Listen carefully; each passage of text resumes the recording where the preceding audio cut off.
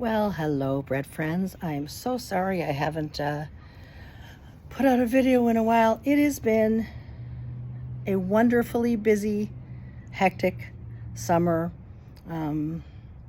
Still being careful with COVID, wearing a mask when I'm out of the house, but started to have a little life again.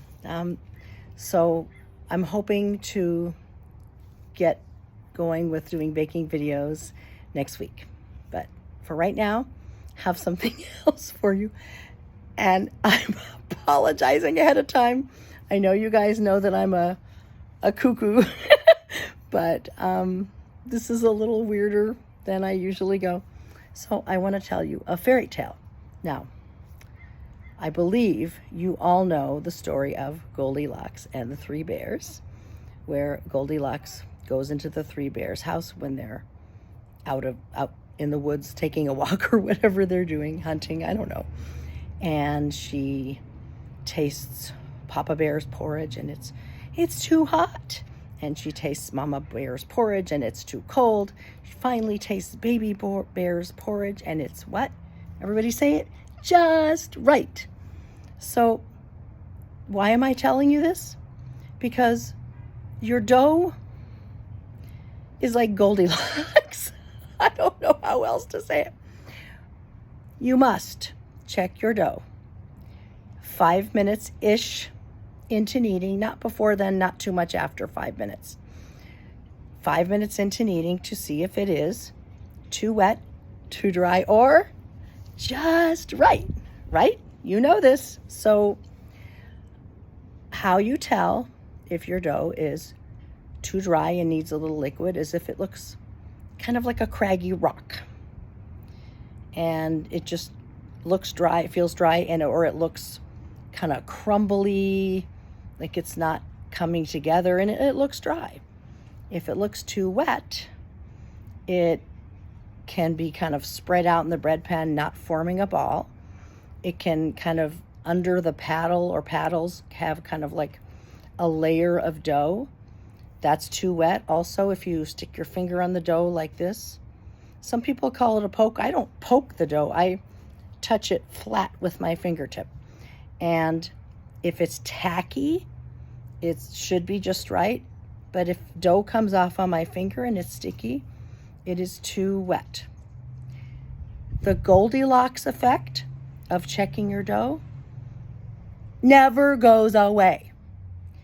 Every single day, or every single time you make dough, you have to check it because climate, humidity or dryness, the temperature in your kitchen, it's always a variable, and that's never going to change. I can tell you that I was so surprised one time. My rye bread recipe, I had never had to add water or add dough. Never. But one time I did. And then one time I was making challah and I forgot to set a timer to check my dough. Shame, shame, shame. And I didn't check my dough and it turned out to be very floppy and I couldn't really save it and it compressed into a too moist dough and became kind of a cake. Didn't taste bad, but it wasn't a proper, nice, fluffy, good rising challah. So I apologize for the bad news, but you must, every single time, check your dough 5 minutes into kneading. Now, if you have a bread machine that does not have the rest or preheat cycle at the beginning, that means that when you press start and your bread machine starts mixing and kneading the dough, right away, you just set a timer for 5 minutes, hang out in the kitchen. I point to my watch because I set timers on my Apple Watch. I'm in the habit of doing that, sorry. You set any kind of a timer you have on your phone, your oven, whatever, for 5 minutes, and you check it. If your bread machine, like mine, has a rest or a preheat at the beginning, you have to know approximately how long that rest preheat is, and then set it for that plus 5 minutes. I have a Zoshirushi Virtuoso Plus. Because I live in Southern California where my weather doesn't change a lot, very often, my rest preheat is always about 23 minutes before it starts kneading. So I set a timer for 28 minutes. That's my rest time, or my preheat time, plus 5 more minutes. And then I walk back into the kitchen to check my dough. If you have a machine that does that, your rest preheat time could be very different. One of my bread friends, and I can't think of who it is right this second, you know who you are, his rest time, he said, is 33 minutes. I mean, that's 10 extra minutes. But he lives in another part of the country, another part of the US. So it really depends a lot, and especially on the temperature in your kitchen. I called Zojirushi about this, and they did say that the machine somehow has some kind of a sensor in it that senses the temperature in the kitchen and uses that to determine how long the rest or the preheat is. So again, if you have a rest or preheat, you have to try to figure out how much that is on average and set your timer for that, plus 5 minutes into kneading.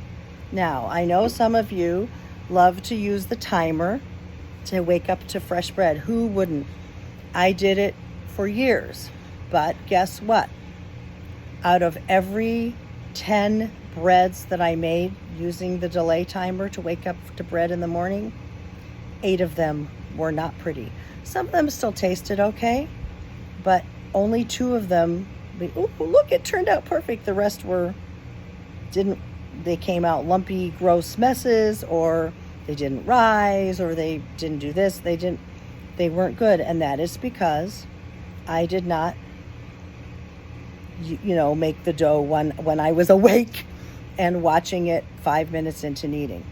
So please understand that if you use that delay function, you run that risk of not having a good dough ball form that will make you a pretty bread that rises properly and looks nice. I'm sorry to tell you that. None of the bread machine manuals tell you these things. That's why you have me.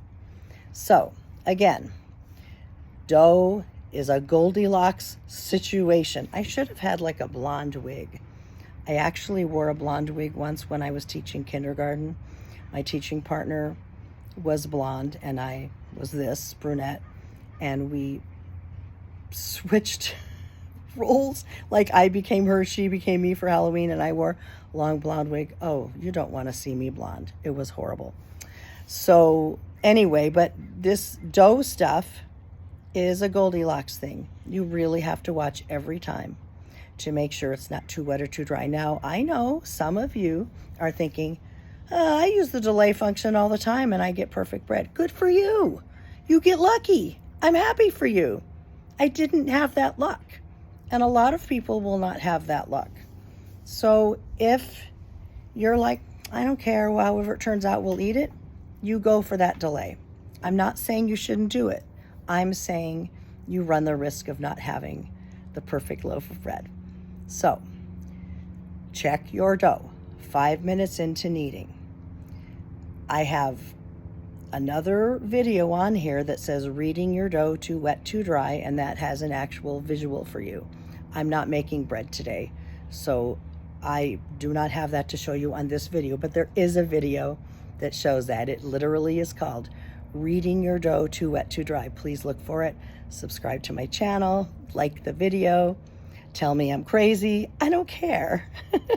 I am a goofball, but I wanted to just talk to you about this because this is a huge issue that bread machine makers leave out of the instructions, and you just have to learn it from somebody else.